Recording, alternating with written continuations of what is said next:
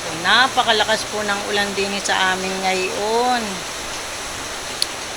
Bali na dito na po ako sa bahay. Ako po ay inabot ng ulan kanina. Kaya po yung aking sapatos ay basang-basa. Kaya ako po ay nabili pa ng pang-ulam at saka mga sabon at tangwahoy maglalaba. Ari po.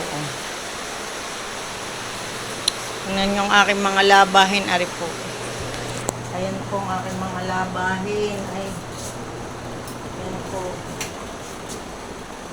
Nasa kortina na po ako. Ayan po yung mga diko-dikulay. Ayan po.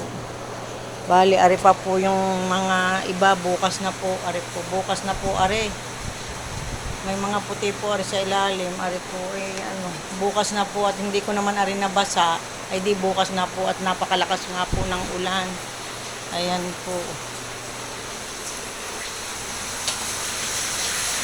Ayan po ninyo. Napakalakas ng ulan. Gini po sa amin. Ayan po.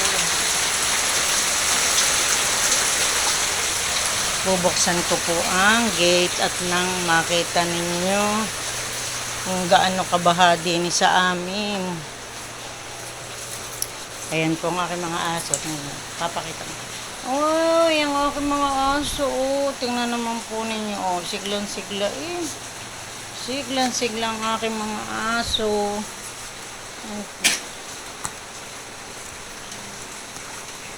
Kunin ko lang po ang susi. Pag po ako'y mag-isa lang din sa amin, nilalako po ang gate. At minsan po ako'y nakakatulog. Eh, di alam ko kung may papasok. Ayan po.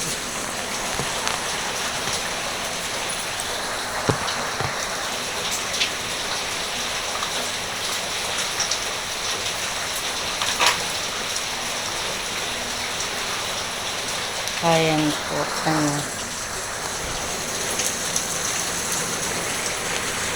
Papakita ko sa inyo. Bahang-baha na naman po. Ayan po. Ayan. Bahang-baha po. Ito po yung gate namin. Oh, ang tubig eh.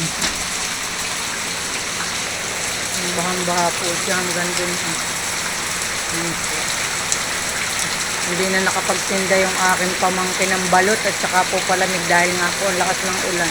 Yun po yung kanyang kareta oh. Ayun po. Ayun po ba ang baha po. Ayun po nga pong mga halaman. Nagtumbahan ang mga halaman. Bahang baha po oh. Ari pong tubig na ari. Buti po hindi napasok din sa amin. Kung ari po napasok, ay di kami basang-basa. Buti na lang po. Salamat po sa Diyos at hindi po kami pinapasok ng tubig. Pero basa naman po aring terrace. Ari po, basa po yan. Ang piyas. Yan po. Hindi salamat nga po sa Diyos at hindi kami pinapasok ng tulad ng sa iba na talagang pasok ang bahay. Pasok ang tubig sa loob ng bahay. Doon po naman ay hindi po yung tuyo po. Yung mga nilalabhan ko po. Yung mga nilabhan ko pa po tuyo na. Ako po ay nakapagsaing na.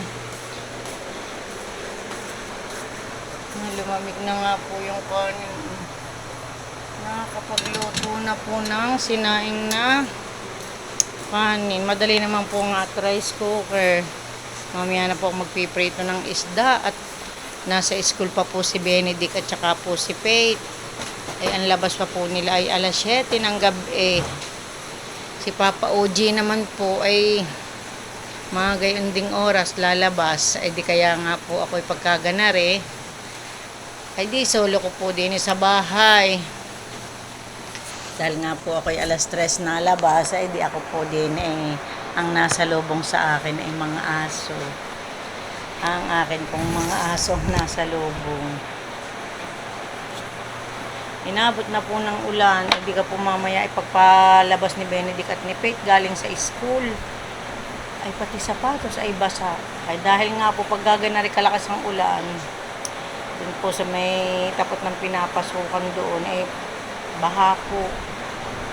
Hindi magpapatila-tila muna po.